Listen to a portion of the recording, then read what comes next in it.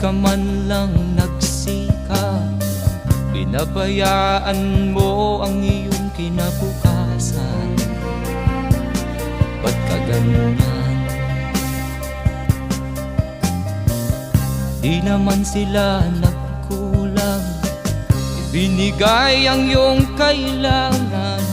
Bakit bumagsak ka sa kalokohan? Nagpabaya ka, lagi kang naglalasing, magulang mo'y di pinapansin.